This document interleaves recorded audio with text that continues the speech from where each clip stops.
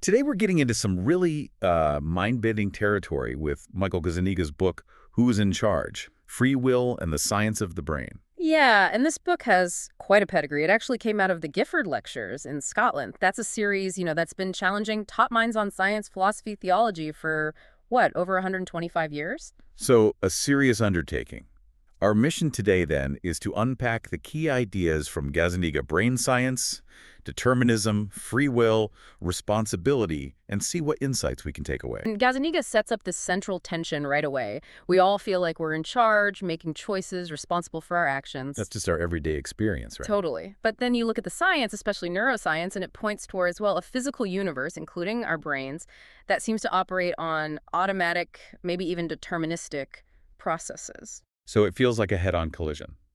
Are we just sophisticated biological machines? Gazzaniga, who's been at the forefront of brain research for decades, argues, maybe surprisingly, that we are personally responsible agents, even with all this new science. Right, but maybe not in the way we usually think about it. The how and where of that responsibility might be different. Okay, so where do we start? To understand that argument, I guess we need to look at the brain's fundamental design first. We need to understand the basic architecture. For a long time, there was this debate. Early on, people like Carl Lashley, Paul Weiss, they thought the brain was maybe highly plastic, almost equipotential. Like a blank slate, kinda? Sort of. Weiss did these experiments, grafting extra limbs onto salamanders, and saw nerves connect up functionally. He had this idea that function precedes form, the nervous system adapts. Okay. Experience shapes it. That was the idea. But then one of Weiss's own students, Roger Sperry, started seeing things differently. His experiments with rats were crucial. He'd swap the nerves for muscles that flex and extend a limb. What happened? Did they adapt? No, that's the thing. They never adapted. The nerve that originally made the muscle flex kept making it flex, even in the wrong place. Or if he swapped sensory nerves, shocking the right foot made them shake the left foot. Whoa. So the wiring was specific. It wasn't just adapting on the fly. That was strong evidence for neurospecificity, especially for motor nerves. It suggested a much more structured, built-in organization right from the start. Okay, so it's not all plastic fantastic. There's inherent structure. And other findings support this idea of pre-existing complexity, like Peter Marler's work with songbirds. Young birds have to learn their songs from adults, right? They pick up local dialects. Yeah, I've heard about that. But here's the catch. They can only learn variations within the basic song pattern of their own species. They can't learn just any sound. So experience shapes, but only within these innate constraints. Like having a preloaded playlist, but you can tweak the tracks a bit. That's a good way to put it. And then there's a really cool parallel from immunology, Niels Journey's idea. People used to think your immune system made a new antibody when it met a new germ. Makes sense. Instruct it what to do. But Journey flipped it. He said, no, your body is born with a massive library of all possible antibody types already there. The germ just comes along and selects the match that already exists. Selection, not instruction. Wow. And Journey even thought maybe the brain works like that too. Learning might often be about selecting pre-existing neural circuits suited for a task, rather than always building new ones, like maybe why we're seemingly wired to quickly fear snake-like movements but not flowers. So that built-in stuff matters. Where does that leave the whole nature versus nurture debate? Well, the modern view, as Gazzaniga lays out, is that it's definitely both. The big picture, the major highways of brain connectivity seem largely genetic. But the local streets, the fine-tuning, that's activity-dependent, shaped by experience, epigenetics, all that stuff. Nature draws the map, nurture paves the roads. Kind of, yeah. And we see this innate complexity right from birth in humans. Researchers like Elizabeth Spelk, René Bélargin, they've shown that even tiny babies seem to have some intuitive grasp of physics. Really? Like what? They get surprised if an object seems to pass through a solid barrier or float in midair. It suggests they're born expecting the world to follow certain rules. That's incredible. And our vision, too. Yeah, work by Pervs and Lotto suggests our visual system isn't just passively recording light. It's evolved to interpret patterns based on what they likely mean about the source, based on evolutionary experience, like automatically picking out patterns that signal food or danger. Okay, so the brain is structured, complex, partly innate. What about its evolution? I remember hearing that big brains came first, then walking upright. Yeah, that was the old idea. But Gazzaniga points out the fossil record, like Lucy, shows bipedalism came before the really dramatic brain expansion. Huh. So walking freed up our hands, Maybe changed our environment, and then the brain size took off. What drove that? Two big things seem likely. One, finding enough high-energy food to fuel such a metabolically expensive organ. And two, probably the biggest driver, the increasing complexity of social life. Living in larger groups for protection created huge challenges. You mean keeping track of who's who, alliances, competition, that sort of thing? Navigating that social maze required serious cognitive horsepower. And it wasn't just about getting bigger brains. Reorganization was key. How do we know that? Well, Holloway's work showed some people with microcephaly, much smaller brains, could still speak, while apes with larger brains can't. That points to organizational differences, not just size. And priests found microscopic differences, like in specific layers of the visual cortex, between humans and other primates. So it's not just a scaled-up ape brain. It's wired differently. Fundamentally, yeah, we have around 86 billion neurons, which sounds massive. But interestingly, about 69 billion of those are packed into the cerebellum, mostly for motor control. Wow, most aren't even in the thinking part. The cortex, yeah, that has about 17 billion. And the frontal lobes, crucial for planning and higher thought, actually have fewer neurons than sensory areas, but they have incredible arborization.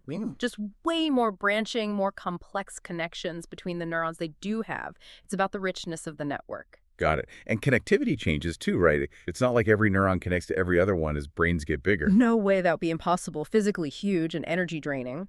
Proportional connectivity actually decreases.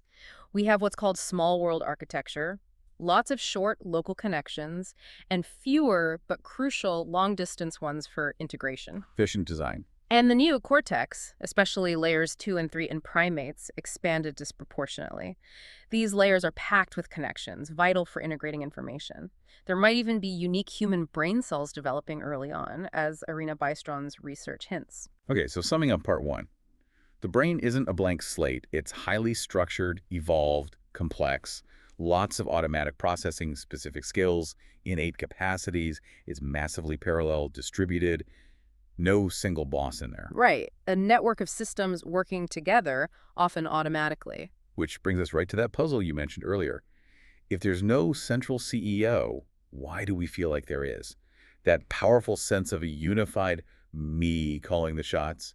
Gazzaniga calls this feeling an illusion, right? But a useful one. A very powerful and usually useful one, yeah. Understanding how it arises helps explain a lot about ourselves, including our mistakes. It's linked to this idea of a slight delay in consciousness. A tape delay, what do you mean? Well, often our brain initiates an action before our conscious mind is fully aware of the why. Think about jumping back from a stick that looks like a snake. You react physically first. And then consciously register, oh, snake, or oh, just a stick. Your automatic systems are faster. Basic reaction times are quick, maybe 220 milliseconds. But things needing conscious awareness take longer, maybe 550 milliseconds or more. Consciousness lags a bit behind the action. Okay, so consciousness is playing catch-up. How does that create the feeling of being in charge? This is where Gazzaniga introduces the interpreter concept, mainly located in the left hemisphere. This interpreter is constantly working after the fact to make sense of what just happened. It takes the outputs of all those automatic processes, the jump, the feeling of fear, seeing the stick, and constructs a coherent story about why you did what you did. So it's like a press secretary, spinning the events into a narrative that makes sense. That's a great analogy, and because it's working post hoc, and sometimes with incomplete information, it often confabulates, it fills in the gaps with plausible explanations that it believes are true, even if they aren't the real cause. And the split-brain patients really showed this dramatically. Oh, absolutely. Remember, their hemispheres can't communicate directly, so you flash bell to the right hemisphere, controls left hand, and music to the left controls speech. Okay. The patient says music because the left speaking hemisphere saw that. But if you ask them to point to what they saw with their left hand, they point to a picture of a bell. Because the right hemisphere saw a bell. Huh. So what does the left hemisphere, the interpreter, do when it sees the hand pointing to a bell it didn't see? It confabulates. It makes up a story connecting the things it does know. It might say, oh, well, the only music I can think of is the church bells outside, so I pointed to the bell. It creates a logical link that wasn't actually there. Wow. That's really revealing. Are there other examples? Yeah, the red banana one. Flash red to the left, banana to the right. The left hand draws a banana, maybe using a red pen because the left brain saw red. Hmm. The interpreter then has to explain why it drew a banana with a red pen, maybe saying, oh, my hand just felt like drawing that or It something. just smooths over the inconsistencies. Or flashing head to one side, stone to the other. An intact brain integrates it into headstone. Split brain patients might draw a head and a stone, and the interpreter has to rationalize why they drew two separate things. It shows our feeling of unity is actively constructed. And this isn't just a quirk of split brains, is it? Gazzaniga says we all have this interpreter running. Absolutely. It's constantly weaving the narrative thread of our lives, making sense of our actions, feelings, perceptions. It's fundamental to our sense of a continuous self. Does it work with emotions, too? Yeah, think of the classic Schachter and Singer study. They gave people epinephrine adrenaline, which causes physical arousal, like a racing heart. Right. Some were told what to expect, others weren't. Then they put them in a room with someone acting either really happy or really angry. The people who didn't know why they felt jittery attributed their arousal to the situation. If the other person was happy, they felt happy. If the person was angry, they felt angry. So the interpreter grabbed the nearest explanation for the physical feeling. When the cause isn't obvious, it looks for external cues. This could even be how some phobias start, you know? You have a random panic attack maybe, feel that intense fear, and if you happen to be near a dog, the interpreter might link the feeling to the dog, creating a phobia even if the dog did nothing. That makes sense. And external things could manipulate this process. For sure, like taking a drug that dampens anxiety. You might encounter a genuinely risky situation, but because you don't feel the normal physiological warning signs, your interpreter concludes, I don't feel anxious, this must be okay, leading to a bad judgment. So this interpreter is constantly trying to build a coherent story, sometimes getting it wrong, sometimes getting hijacked. Right. And even in split brain patients, you sometimes see the interpreter trying to incorporate fragmented information from the right brain, words that sort of leak over, and then it tries to weave them into its ongoing narrative. It highlights that consciousness isn't this single unified stream, it's assembled.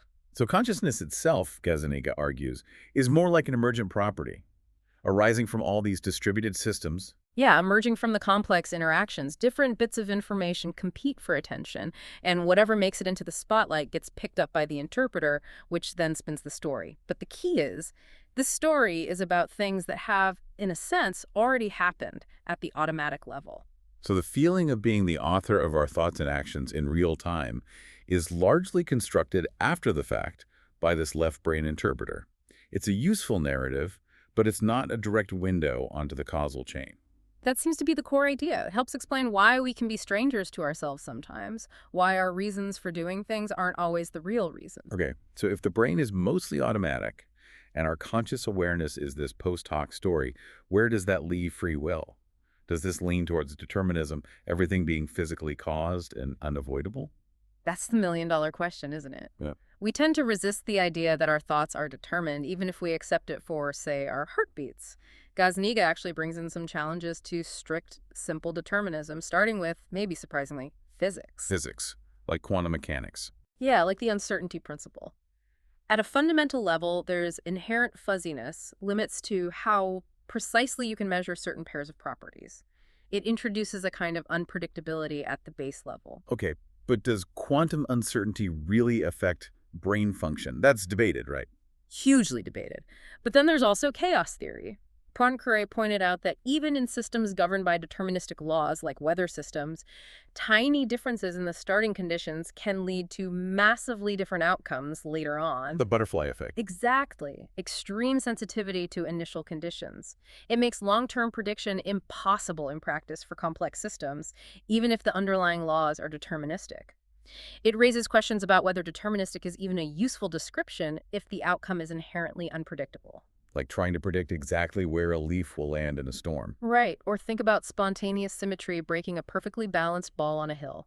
Deterministic laws govern it, but which way it falls is essentially random, unpredictable. Complex systems, like brains, are full of this kind of dynamic instability. So physics suggests limits to predictability, even if not outright randomness in the brain. What about neuroscience itself? What challenges determinism there? Well, the big one is the Libet experiment. and the later work by Soon et al., they found brain activity, this readiness potential, building up before people reported consciously deciding to make a simple movement. That sounds pretty deterministic. The brain starts acting before you decide. It certainly looks that way on the surface, but Gazzaniga offers a different perspective, thinking about levels of organization. He uses the analogy of computer hardware and software. Okay. You have the micro level, the transistors firing, the electrons moving, micro B, and you have the macro level, the software running the function it performs, macro A. The software's action isn't just the sum of individual transistor actions in real time. It operates at a different level of description, a different time scale. So my conscious intention is like the software command, Yeah. macro A, and the readiness potential is the underlying hardware activity, micro B, starting up to implement it. That's the idea. What matters for our understanding and experience is the match between the mental state, the intention at the macro A level, and the context, not whether some micro B activity technically starts milliseconds earlier. We live and operate at the macro A level. That's a helpful way to think about it. Yeah. Are there other neuroscience challenges? Definitely. There's the concept of multiple realizability. Eve Marder's work on the lobster stomach ganglion is amazing here. It's a relatively simple nerve network controlling digestion. Right. She found that the exact same rhythmic digestive output could be produced by networks with vastly different underlying configurations, different neuron properties, different connection strengths, loads of different ways to get the same result. Wow. So you can't just look at the low-level details and know exactly how the system is working, Right. because many different low-level states can produce the same high-level behavior. Studying the neurons tells you how it could work, but not necessarily how it is working in that specific lobster at that moment. It makes simple reductionism, understanding the whole just by understanding the parts, really difficult for something as complex as the brain. And that ties into emergence again. Yes. Complex systems have properties that just don't exist at the level of the individual parts. Like wetness isn't a property of a single water molecule. Gazzaniga argues that concepts like downward causation become meaningful at these higher emergent levels. Meaning the higher level can influence the lower level, like my intention, macro A, influencing neuron firing, micro B. Sort of. Even if all the interactions are technically bottom-up, micro B affecting micro B, the organization and constraints operating at the macro A level, like the rules of a software program or a social rule, guide and shape the overall pattern of micro B activity. We understand ourselves and interact at these suitable macro A levels. Okay. And finally, you mentioned something about breaks in the brain. Yeah. Research by Brass and Haggard identified an area, the dorsal frontomedian cortex, or DFMC, that seems involved in consciously inhibiting actions or intentions that might have arisen automatically. The decision whether to act, not just what action to prepare. That seems really important. If there's a conscious mechanism to veto an unconscious urge, that sounds a lot like exercising control or free will. It pushes back against hard determinism. It certainly complicates the picture. It suggests a potential neural basis for top-down influence on behavior, allowing us to stop ourselves. So summing up this part, physics shows unpredictability even within deterministic laws. Neuroscience shows multiple levels, emergence, multiple ways to achieve outcomes, and even potential conscious veto power. It makes a simple, it's all determined clockwork view look, well, overly simple. Pretty much. The picture is far more nuanced and complex. So given all this, the distributed brain, the interpreter, the complexities around determinism, where does Gazzaniga land on responsibility? If it's not just about a simple free will module making choices? This is maybe the most crucial shift in perspective in the book. He argues that responsibility isn't something you find solely inside an individual brain. Instead, it emerges from the interaction between brains within a social context. So responsibility lives in the space between people, in the social rules. In large part, yes. The social world, the rules and expectations we create together, actually constrains and shapes how our individual brains operate. The mind, influenced by society, constrains the brain. That sounds plausible, but is there evidence for this deep social wiring? Oh, loads. Even pre-verbal infants, just months old, seem to evaluate others based on whether they are helpful or hindering towards a third party. That's before much social learning. Wow, really? Yeah, Kylie Hamlin, Karen Wynn, Paul Bloom's work, and slightly older kids, around 14 months, show spontaneous altruistic helping an adult struggling with a task without being asked or rewarded. Warneken and Tomasello showed this. It suggests helping is somewhat innate, not just learned. And we evolved in social groups, right? That drove brain evolution. That's the social brain hypothesis, yeah.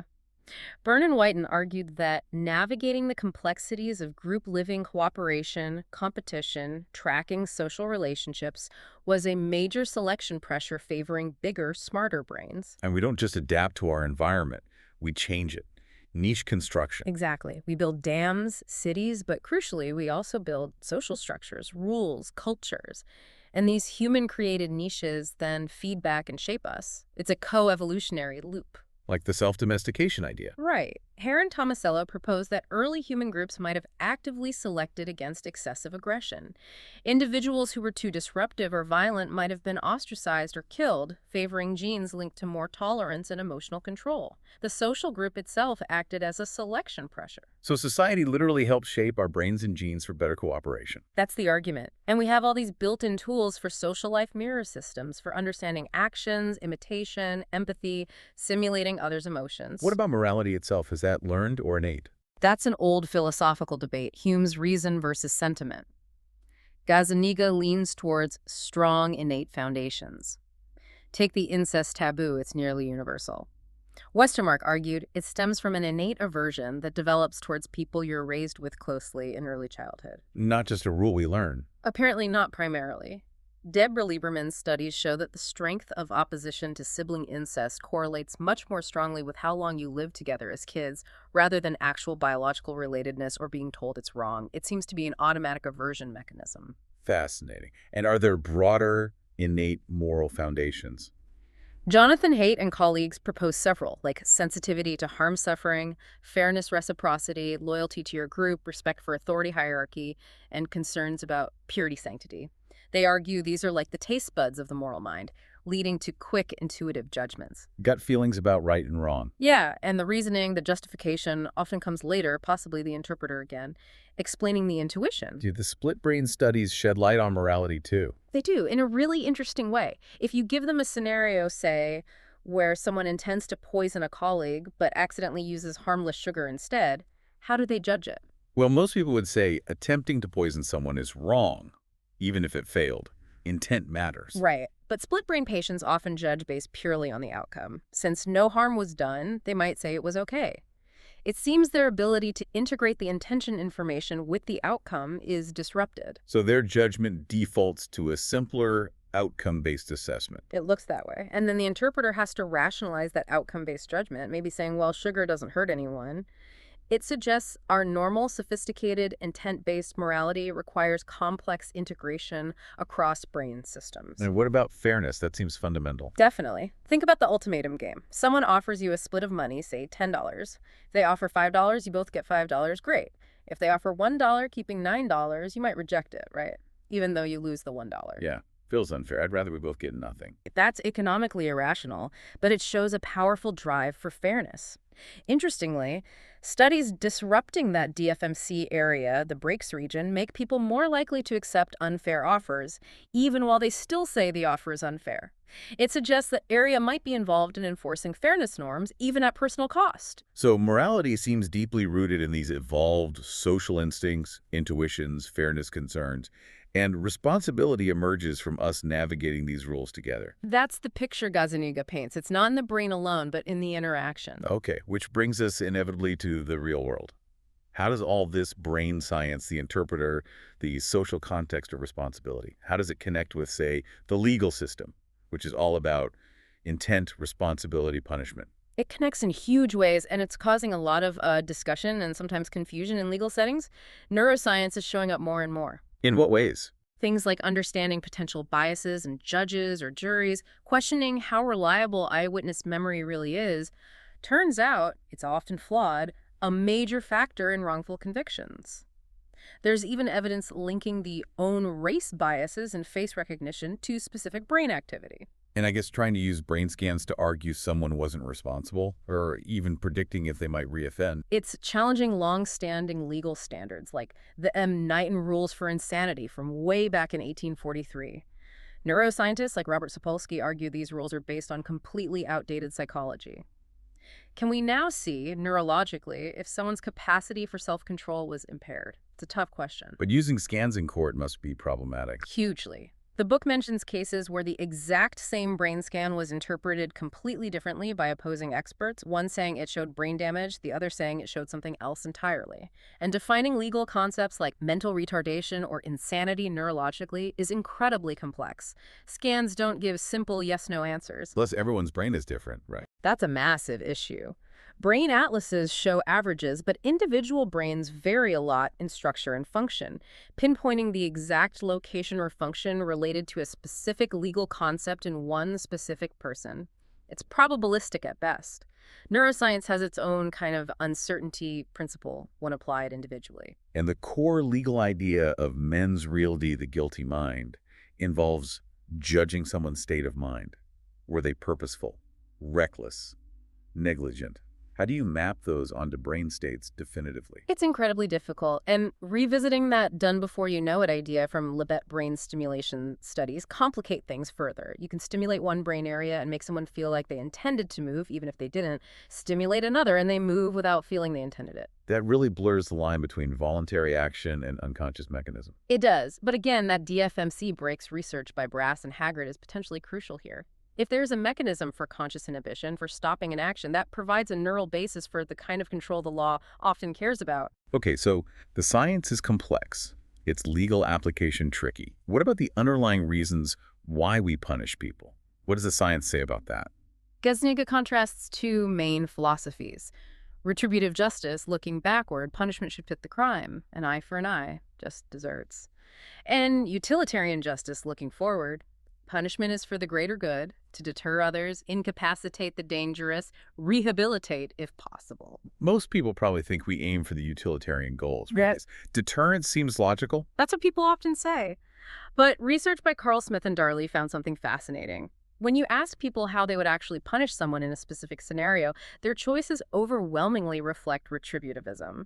They focus almost entirely on how bad the crime was, doling out just deserts. Even if they say they believe in deterrence. Yeah. They tend to ignore factors crucial for deterrence, like how likely the person is to reoffend or how likely they were to get caught. It seems our gut-level intuitive response is strongly retributive. The punishment must fit the crime. And the utilitarian reasons, like deterrence, are maybe post hoc justifications. The interpreter again. That's what the research suggests. Our intuitive sense of justice feels retributive, and we generate reasons like deterrence afterwards to explain that feeling. This disconnect can lead to weird laws, like maybe some inflexible three strikes rules driven by the intuitive urge for harsh punishment rather than clear utilitarian calculation. And does belief in determinism affect this? Interestingly, yes. Studies show that if you expose people to readings arguing for a deterministic view of behavior, suggesting less personal control, they tend to recommend lighter punishments in hypothetical scenarios afterwards. So if you see the person as less in charge, the gut feeling for harsh retribution weakens. It seems so. Our core sense of justice appears tightly linked to these deep intuitions about agency and deservingness, which the interpreter then tries to make sense of. Wow. Okay, so let's try to pull this all together. We've gone from the brain's basic nuts and bolts, this distributed, evolved, largely automatic system, To the interpreter, that left brain storyteller, creating our sense of unified self and explaining our actions after the fact. through the scientific challenges to simple determinism, showing complexity, emergence, different levels of operation. And landing on the idea that responsibility and morality aren't just inside one head, but emerge from the social interactions between us, governed by rules and instincts shaped by evolution. So Gazzaniga's main point, really, is that even if the universe is determined and our brains are automatic machines in many ways, we're still responsible. But that responsibility exists at the social level, in the rules of the game we play together. The me in charge is the interpreter's story. That's a good summary of his argument, yeah. Responsibility is a contract between people, not just a property of a single brain. Which leaves us with a pretty deep final thought, doesn't it? If our fundamental ideas about right, wrong, fairness, and justice are largely driven by these quick, automatic, evolved intuitions, and our conscious reasons are often just the interpreter rationalizing those gut feelings, what does that mean for things like our legal system? Or even our understanding of who we are? Are we essentially running society based on ancient instincts that our conscious minds are just scrambling to justify? That's definitely something to chew on. A lot to think about. Indeed. Thanks for joining us for this deep dive.